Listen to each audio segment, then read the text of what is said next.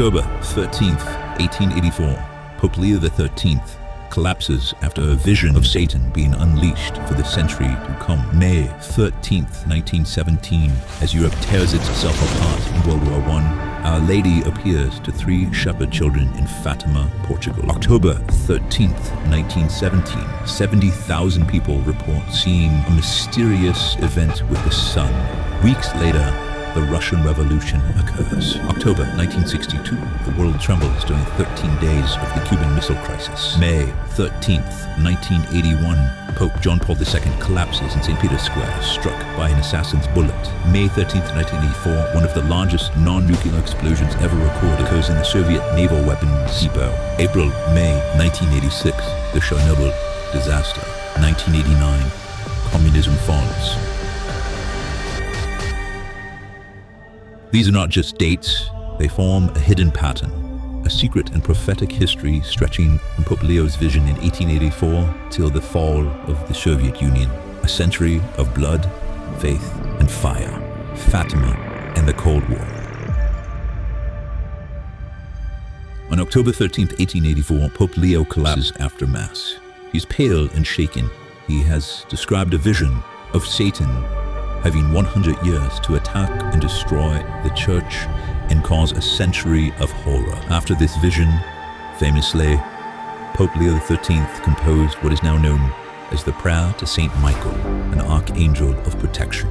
33 years later, in May 1917, 3 shepherd children in Fatima saw what they described as a lady brighter than the sun.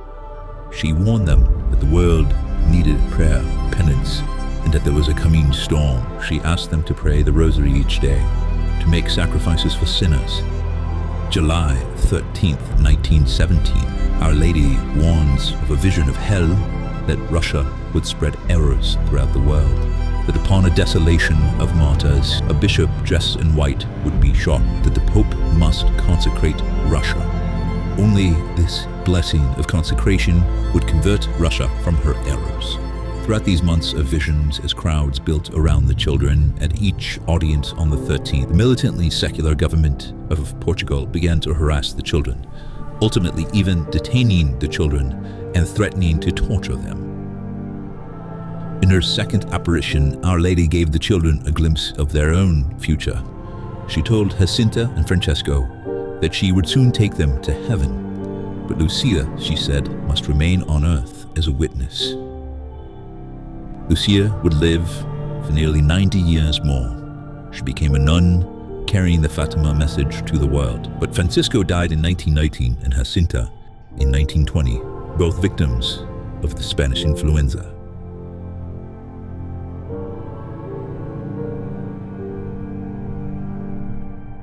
As World War I raged, Europe was tearing itself apart. Empires were shaking, millions dead, and soon the Spanish flu was about to be unleashed upon the world. October 13th, 1917, the militantly secular government attempted to keep people away from the children in the field. They threatened to bayonet the crowd. However, because of the overwhelming numbers, up to 70,000, the government ultimately relented. A strong rainstorm swept through that morning. Everyone was soaking. Suddenly, the rain came to an end and the sun burst out, brighter than anyone had ever seen before. The sun seemed to dance and whirl and fall from the sky. People in the crowd screamed at the phenomena. Even skeptics and newspaper reporters agreed that they had seen something strange in the sky that day. Up to 20 miles away, others reported seeing the same phenomena. Witnesses screamed, wept, and prayed as the miracle of the sun unfolded. Weeks later, in Russia, the Bolsheviks seized full power in the famous Red October. Our Lady's warnings had begun its fulfillment. Russia would now spread its errors. But this was just the beginning. In a cellar, the Romanov dynasty was executed by Bolsheviks, extinguishing the monarchy. One of the worst purges of Christianity in centuries was now occurring under the Bolsheviks. Churches vandalized, desecrated, priests and nuns were imprisoned, executed, and sent to gulags. The faith within Bolshevik lands was under full attack. The Bolsheviks were attempting to eradicate Christianity forever. The prosperous and happy years of the 19th century seemed like a distant memory upon the blood-drenched continent of Europe. In one of Our Lady's visions, she said that an even worse war was on the horizon if humanity did not repent. She said that there would be a great sign from heaven before this war began. In January 1938, the night sky burned with a strange aurora borealis of unusual strength. Lucia of Fatima said this was the sign Our Lady had foretold. Within months, Germany had begun her invasions. World War II ended in apocalyptic fire from the sky. August 9th, 1945. At Nagasaki, the Urakami Cathedral, heart of Japanese Catholicism, was obliterated by the atomic bomb. It was the largest cathedral church in East Asia, built by the descendants of Japan's hidden Christians who had preserved their faith in secret for centuries after persecution. The very site where the cathedral was built had once been the location of interrogations in previous centuries by shoguns of the Christians. At 11:02 a.m., the sky exploded. The atomic bomb Fat Man detonated near the cathedral. In an instant, everyone inside was killed. The proud twin towers of Urakami collapsed into dust. Amid the wreckage, only fragments remained. A rosary fused into glass, a burned Madonna. It was estimated that of the 15,000 Catholics that lived near Nagasaki, upwards of 10,000 died. This terrible martyrdom of blood, in addition to the innocents killed in the bombing across Nagasaki, a horrible final sacrifice, ending the worst war in human history, World War II.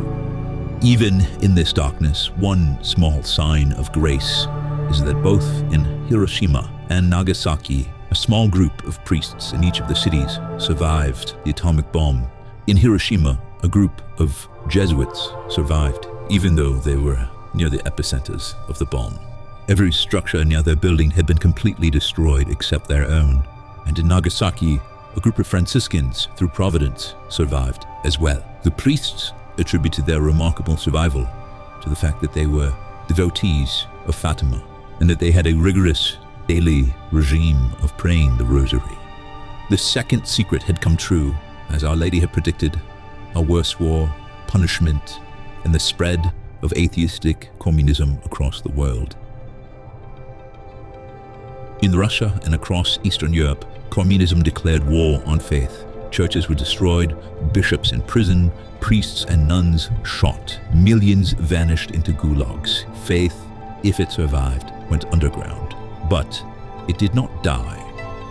In Poland, a young priest, Karol Wojtyła, future Pope John Paul II, lived under the Germans and then the Soviets. He saw evil in both forms.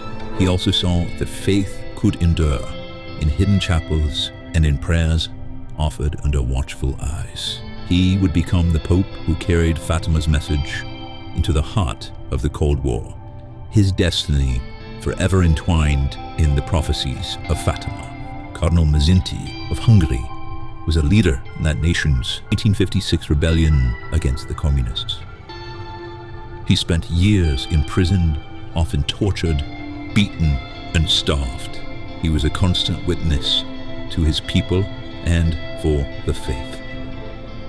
October 1962, 13 days that would shake the world. The Cuban Missile Crisis brought the Soviet Union and the United States to the brink of total annihilation. It was the closest humanity had yet come to ending the world in thermonuclear fire. On May 13th, 1981, the anniversary of the first Fatima apparition, Pope John Paul II was at an audience in St. Peter's Square. He was shot at point-blank range by an assassin. 2 bullets pierced the Pope. His surgeon, seeing the blood loss that he had internally, believed that the Pope would not pull through. But the path of the bullet shifted by millimeters, just enough to miss key vital organs. The rise of Pope John Paul II presented a massive dilemma for the Soviet Union. Here was an Eastern European priest intimately familiar with the atrocities of communism, now speaking from the podium of the world's largest church, able to directly command the world's attention to the suffering of Christians behind the Iron Curtain. The gunman was a Turkish assassin that many believed had been hired by the Soviet Union to assassinate this troublesome pope. The pope later said, "One hand pulled the trigger, another guided the bullet." In the third vision, the children saw an angel with a flaming sword, shouting, "Penance, penance, penance." And then they saw a bishop dressed in white, and around him were martyred Christians, bishops, priests, nuns. And then the bishop in white himself is shot and falls. Above all of it is a cross, and the angels collect the blood of the martyrs and sprinkle it upon the whole of the earth.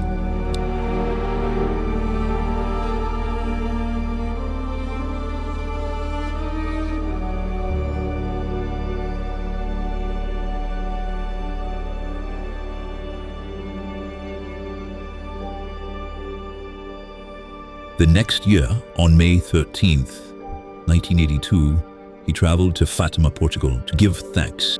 As he was performing his ceremonies in the Fatima shrine, a deranged former priest attacked the Pope with a knife. The Pope had moved suddenly at the last minute, and the wound was only a glancing cut. This was now 2 May 13ths that the Pope had survived attempted assassinations. Later that day, he took the bullet that had passed through him and put it upon the crown of Our Lady of Fatima statue. His life was inseparable now from the prophecy. In 1983, NATO was conducting exercises near the Soviet border. The Soviet Union was on high alert, and a brand new radar system that was untested began to ping. Soviet officer Stanislav Petrov sat at his chair. His job was to watch for missiles coming from the west. Suddenly, across the screen of the new radar system, there were indications of missiles attacking the Soviet Union. His job was to make a phone call, an alert. Knowing that if he made the call, World War III would surely begin, he refused. His remarkable bravery, patience, and faith saved the lives of hundreds of millions. In March 1984, Pope John Paul II consecrated the world and Russia, finally fulfilling Our Lady's request. Weeks later, on May 13th again, 1984 began a series of fires that spread over the next 3 days of the Northern Fleet's stockyards. It was one of the largest non-nuclear explosions ever recorded. It is estimated that the fleet lost up to 50% of all of its missiles and armaments, an absolutely devastating blow to the military power of the Soviet Union. In the early 1980s, the leadership of the Soviet Union were geriatric, tired old men, most concerned with their own internal court politics. However, in March 1985, almost exactly 1 year after the consecration by Pope John Paul II for Russia, a brand new leader was elected, Mikhail Gorbachev, who was more open to ideas of peace and reconciliation and ending the Cold War. A new chapter was beginning in Russia. In April-May 1986, the Chernobyl incident occurred, crippling Russia even further. By 1989, the Berlin Wall had crumbled, and shortly thereafter, the Soviet Union fell without a shot being fired. As Our Lady had promised, after a century of blood, a period of peace was given. Sister Lucia felt that the world was in the greatest danger of World War III in the 80s. She later said that had the consecration not come, the 80s would have ended in nuclear war. October 13th, 1884, a pope sees Satan unleashed. October 13th, 1917, the sun dances before 70,000. Weeks later, Russia falls to revolution. World War I, the Spanish flu, World War II. May 13th, 1981, John Paul II struck down by a bullet. May 13th, 1984, Soviet weapons depot causes a crippling loss.